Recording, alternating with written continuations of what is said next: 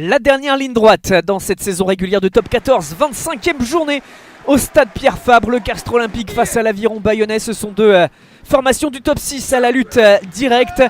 Et il ne se passe pas grand chose dans l'entame de match, si ce n'est donc une pénalité en faveur des Bayonnais pour mener 3-0. Joris Second dans la foulée d'un essai qui n'a pas été validé pour les Bayonnais. Et puis donc sur cette mêlée, à la 25e minute, celui à qui notamment le public du CO rend hommage aujourd'hui pour ses adieux à son public, Julien Dumora qui égalise pour le 3-3. Encore un quart d'heure à jouer dans une première période serrée avec Arata et le Castres Olympique qui lance cette situation. C'est bien fait.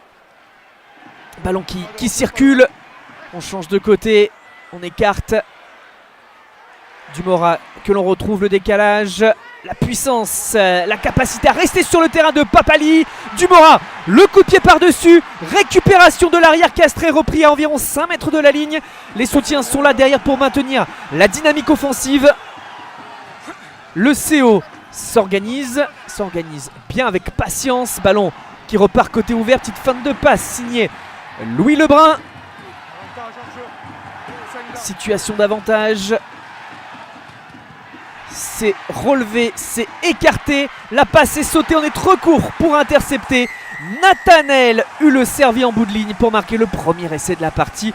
Castres mène 8-3 face à Bayonne. On revoit cette situation, on l'avait dit tout à l'heure. Le troisième Papali qui reste bien sur le terrain malgré la pression. La vista aussi de Julien Dumora. Et puis derrière, ça enchaîne bien. La passe sautée notamment qui lobe Herbin à Tegaray. 11-3 et c'est le score à la pause en faveur des Castrais qui ont marqué une autre pénalité avec Louis Lebrun. 5 minutes de la pause. Allez, seconde période depuis l'essai justement de Castres. Le CO va mieux grâce à l'essai de Huleux. Et là derrière cette mêlée, ils vont aller chercher un break avec l'ancien Bayonnais Rémi Baget qui vient aplatir à son tour. Marquer le deuxième essai des siens, bien servi. La passe sur un pas de Lebrun également après le service d'Arata en sortie de mêlée qui fait la différence. 19-3, un peu plus de 10 minutes de la fin grâce à notamment une pénalité de Jérémy Fernandez pour le CO. Castres maîtrise cette fin de match, pousse, avance, progresse, situation d'avantage.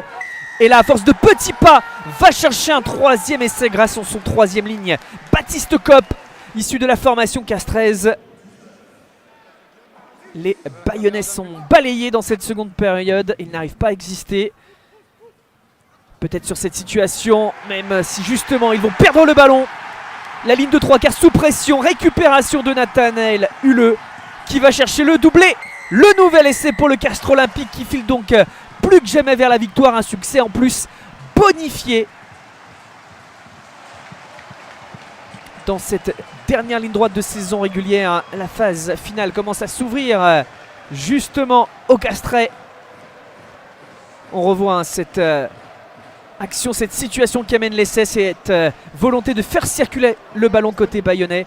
Mais la montée défensive rapide, la récupération du cuir. Et donc ce score de 31-3 pour les hommes de Xavier Sadourny, même après transformation. 33-3, score final, donc succès bonifié des partenaires de Julien Dumora et du Castres Olympique face à l'Aviron Bayonnais.